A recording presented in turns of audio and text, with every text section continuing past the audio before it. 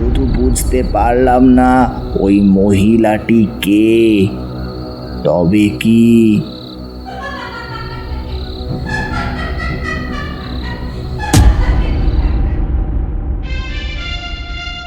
গল্পদূত presents গল্পের home delivery. আমাদের আজকের নিবেদন ষষ্ঠীপদ চট্টোপাধ্যায়ের লেখা পুরনো বাড়ি। গল্পটি আমরা নিয়েছি আনন্দ পাবলিশার্স প্রাইভেট লিমিটেড প্রকাশিত ষষ্ঠীপদ চট্টোপাধ্যায়ের লেখা 50টি ভূতের গল্প বইটি থেকে। শুনতে থাকুন পুরনো বাড়ি। এও কিন্তু সত্যি ঘটনা, আমার জ্যাঠামণির মুখ থেকে শুনেছিলাম। তিনি ঠিক যেভাবে গল্পটা আমাকে বলেছিলেন আমিও সেইভাবেই তোমাদের বলছি। আজ থেকে প্রায় 50 বছর আগের কথা। আমার বয়স তখন 20-22। সবে একটা ভারী অসুখ থেকে উঠেছি। ডাক্তার বললেন চেঞ্জে যেতে। একে অসুখে ভুগে অনেক টাকা খরচ হয়ে গেছে, তার উপর শরীর সারানোর জন্য বাইরেও যেতে হবে। তাই অনেক ভেবেচিন্তে কাছে পিঠে দেওঘরেই যাওয়া ঠিক করলাম। ভোরবেলা ট্রেন থেকে নেমে এক চায়ের দোকানে খোঁজ নিয়ে বিলাসী টাউনে একটা বাড়ির সন্ধান পেলাম। বাঙালির বাড়ি। পাওয়া মাত্রই টাঙ্গা ভাড়া করে এসে হাজির হলাম সেই বাড়িতে। বাড়িটা পুরনো, তা হোক, চারদিক বেশ ফাঁকা। টাঙ্গাওয়ালা বাড়ির কাছে টাঙ্গা থামিয়ে বলল, আপনি এখানে প্রথম আসছেন নাকি বাবু? হ্যাঁ। এরকম জায়গায় আপনি থাকতে পারবেন? এ খুব খারাপ জায়গা কিন্তু। বিলাসী টাউন নামে টাউন হলেও তখন একেবারে ফাঁকা ও বুনো জায়গা ছিল। দিনের বেলাতেও গা ছমছম করত। বললাম, খুব পারবো। তাছাড়া বাইরে বেরোলে অত ভয় করলে চলে? টাঙ্গাওয়ালা বলল, আমার সন্ধানে একটা ভালো ঘর ছিল, একেবারে মন্দিরের পাশে। যাবেন বাবু সেখানে? আমি মালপত্র নামাতে নামাতে বললাম, না থাক, এখানটা বেশ নির্জন, আমার পক্ষে এই জায়গায় ভালো। এই বলে টাঙ্গাওয়ালাকে বিদায় দিলাম। মনে মনে ভাবলাম, কি জানি টাঙ্গাওয়ালার কথা শুনে আর কোথাও গিয়ে যদি কোনো পান্ডা গুন্ডার হাতে পড়ি। মালপত্র রোয়াকে রেখে দরজায় কড়া নাড়তেই একজন বয়স্ক ভদ্রলোক বেরিয়ে এলেন। কাকা সাই, আপনার এখানে কোনো ঘর খালি আছে? 1 মাস থাকবো। ভদ্রলোক আমার আপাদ মস্তক একবার দেখে নিয়ে বললেন, পুরো বাড়িটাই খালি আছে। আমি উপরে থাকি, আপনি নিচে থাকবেন। 1 মাসের জন্য কিন্তু 10 টাকা ভাড়া দিতে হবে। পারবেন তো? আমি কোনো কথা না বলে 10টা টাকাই বের করে দিলাম। বাড়িটা ছোট, নিচে 2টো ঘর, রান্নাঘর, ওপরে একটি ঘর, ছাদ ও বারান্দা, বাইরে পাতকো, পায়খানা, চারিদিকে গাছপালা, বন, মাঝে মধ্যে 2-1টা ঘর বাড়ি, দূরে পাহাড়ের রেখা। যাই হোক, ভদ্রলোক টাকা 10টি অগ্রিম নিয়ে ঘর পরিষ্কার করে একটি ক্যাম্প খাট পেতে দিয়ে গেলেন। আমি তাইতেই বিছনা পেতে ফেললাম। তারপর ঘরে তালা দিয়ে বাজার দোকান করে আনলাম। সঙ্গে স্টোভ ছিল। রান্না করে খেয়ে দিয়ে দুপুরটা ঘুমিয়ে কাটালাম। বিকেলে মন্দির ঘুরে কিছুটা ভালো ঘি, প্যাঁড়া ও চমচম কিনে ঘরে ফিরে এলাম। তখন সন্ধে হয়ে গেছে, কার্তিকের শেষ। অল্প অল্প শীতও পড়েছে তখন। ঘরে এসে তালা খুলেই অবাক, দেখলাম ঘরের ভেতর হেরিকেনটা কে যেন জেলে রেখে গেছে। পেরেকে দড়ি বেঁধে তাতেই আমার জামা কাপড় সব সাজিয়ে গুছিয়ে রেখেছে।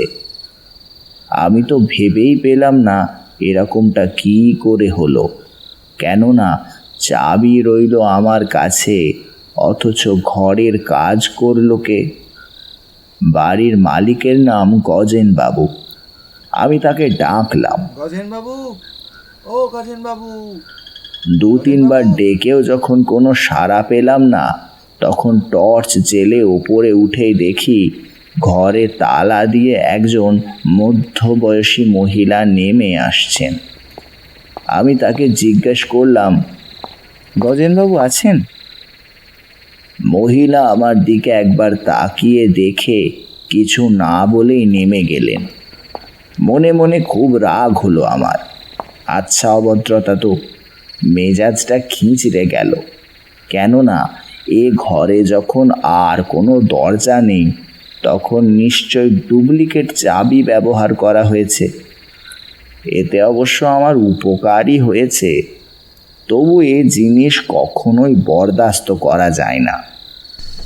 আমি সে রাতে 2-4টে পরোটা তৈরি করে প্যাঁড়া চমচম খেয়ে অনেক রাত পর্যন্ত বই পড়ে ঘুমোতে গেলাম।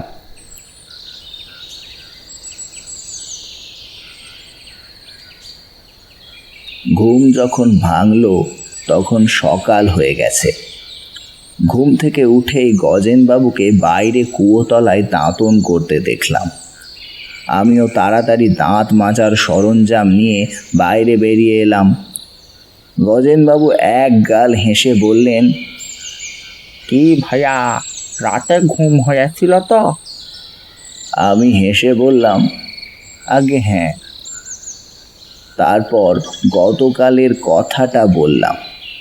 শুনে গজেনবাবু একটু গম্ভীর হয়ে গেলেন। তারপর বললেন, টাকা কড়ি সবসময় নিজের কাছে রাখবেন। সন্ধ্যার পর জানলা দরজা বন্ধ করে দেবেন। কেউ কড়া নাড়লে দরজা খুলবেন না। এসব জায়গা ভালো জায়গা নয়। তাছাড়া রাত্রে আমি এখানে থাকি না। ও ধারে আমার একটা বাড়ি আছে, সেখানেই থাকি। তা না হয় হলো, কিন্তু আমার ঘরে আলোটা জ্বাললো কে? আপনার স্ত্রী? আমার স্ত্রী? তিনি তো অনেক দিন গত হইয়াছেন। তাহলে ওই মহিলাকে?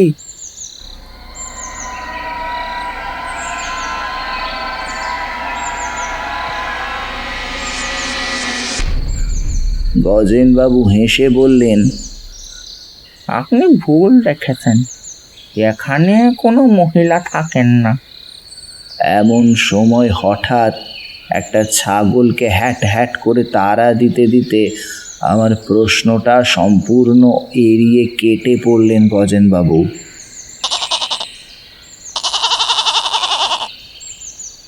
এরপর সারা দিনে যতবারই গজেনবাবুর সঙ্গে দেখা হলো, ততবারই তিনি আমাকে এড়িয়ে যেতে লাগলেন। আজ তাই ঠিক করলাম বেলাবেলি মানে সন্ধ্যের আগেই এখানে ফিরে এসে দাঁড়িয়ে দেখব কে কিভাবে ঘরে ঢোকে। তাই করলাম।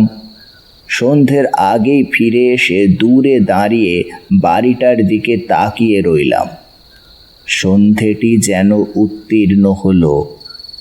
অমনি দেখলাম আলো জ্বলে উঠল ঘরের ভেতর। ভয়ে কাঁটা দিয়ে উঠল গায়ে। চারিদিক নিস্তব্ধ, নিঝুম, কেউ কোথাও নেই। আমি টর্চের আলোয় পথ দেখে ঘরে যেতে গিয়ে তালা খুলেই যা দেখলাম, তাতেই সারা শরীর রোমাঞ্চিত হয়ে উঠল। দেখলাম আমার এঁটো বাসনপত্তর কে যেন মেজে ঝকঝকে করে রেখেছে। এলোমেলো বিছানা পরিপাটি করে মাই আমার রাতের খাবারটি পর্যন্ত তৈরি করে রেখে গেছে।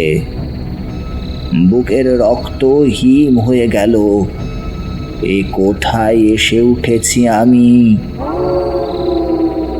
কাউকে যে ডাকবো, ভয়ে গলা দিয়ে স্বর বেরোচ্ছে না। গজেন বাবুও সন্ধ্যার পর থাকেন না এখানে। কেন যে থাকেন না তা এবার বুঝতে পারলাম। শুধু বুঝতে পারলাম না ওই মহিলাটি কে। তবে কি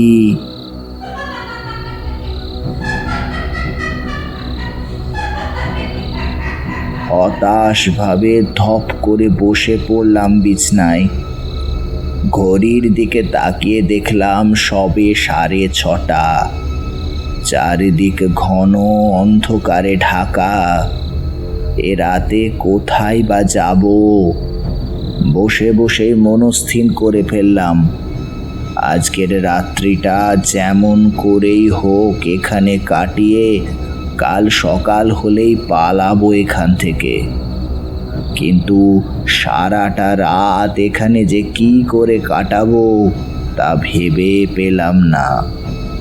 অনেকক্ষণ বসে থেকে কোনো রকমে রাত 9টা করলাম। তারপর সঙ্গে আনা প্যাঁড়া চমচমগুলো খেয়ে নিলাম। যে রান্না তৈরি করা ছিল তাতে হাতই দিলাম না। এবার জল খেতে হবে। কিন্তু কলসি গড়াতে গিয়েই অবাক, এ কি জল কই?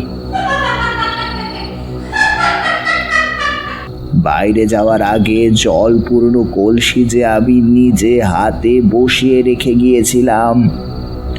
আমার সর্বাঙ্গ তখন নীল হয়ে উঠেছে। তার উপর ভয়ে এবং প্যাঁড়া চমচম খাওয়ার ফলে তেষ্টায় গলা শুকিয়ে কাঠ হয়ে গিয়েছিল। কি আর করি, বাইরে কুয়োতলায় গিয়ে জল আনতে ভয় করছিল যদিও, তবুও যেতেই হবে। যেতে গিয়েই বাধা পেলাম। দরজা খুলতে গিয়ে দেখি দরজাটা বাইরে থেকে বন্ধ। অনেক টানাটানি করেও সেই দরজা কিছুতেই খুলতে পারলাম না। এমন সময় হঠাৎ দপদপিয়ে হেরিকেনটাও নিভে গেল। আমার গা দিয়ে কল কল করে ঘাম বেরোচ্ছে। ভয়ে ভয়ে আমি জোরে কাঁপা কাঁপা গলায় বললাম, কে তুমি? কে আমাকে এইভাবে ভয় দেখাচ্ছ? আমি তো তোমার কোনো ক্ষতি করিনি। তাছাড়া তুমি আমার অনেক কাজ এমনিই তো করে দিচ্ছ, তবে কেন এমন করছো আমার সঙ্গে? আমায় তুমি রক্ষা করো।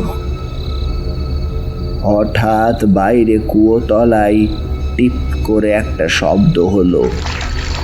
নিশ্চয় কেউ জল তুলতে এসেছে। অনেকেই কুয়ো থেকে দিনের বেলায় জল নিতে আসে দেখেছি, কিন্তু রাতে কেউ আসে কিনা জানি না। কি করেই জানবো? সবে তো একটা দিন এসেছি।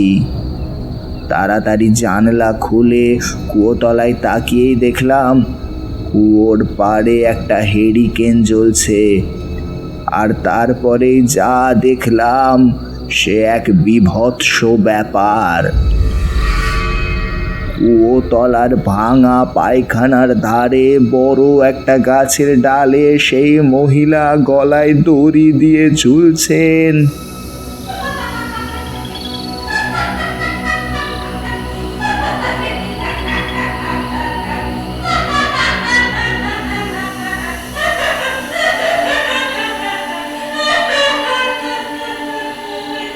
কি ভয়ঙ্কর সেই দৃশ্য!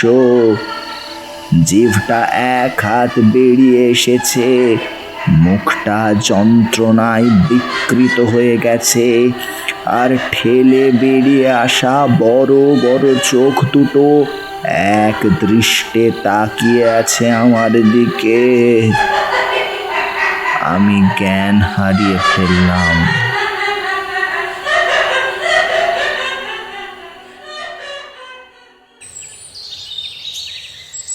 পরদিন সকালে যখন চোখ মেললাম তখন দেখলাম ঘর ভর্তি লোক।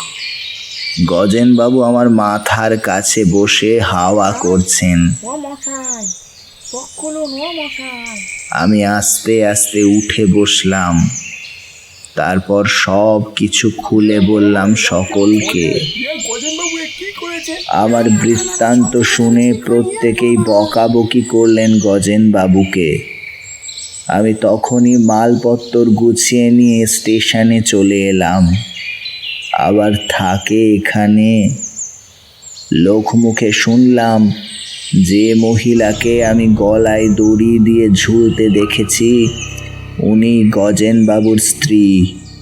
তার বর্তমানে গজেনবাবুর দ্বিতীয়বার বিবাহ করায় ভদ্রমহিলা ওই গাছের ডালে গলায় দড়ি দিয়ে আত্মহত্যা করেছিলেন।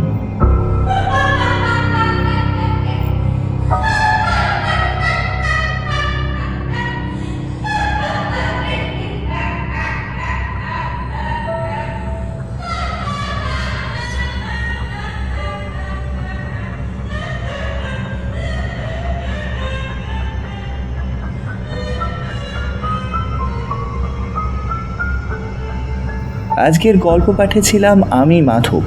গল্পটি কেমন লাগলো তা জানিয়ে যান কমেন্ট বক্সে। ভালো লাগলে লাইক করুন, শেয়ার করুন বন্ধুদের সাথে। এরকম গল্প আরও শুনতে সাবস্ক্রাইব করে যান আমাদের চ্যানেল গল্পদূতকে। প্রতি শনিবার সন্ধ্যে 7টায় এরকম ভয়ঙ্কর সব গল্প নিয়ে হাজির হচ্ছি আমরা। শুভরাত্রি, ধন্যবাদ।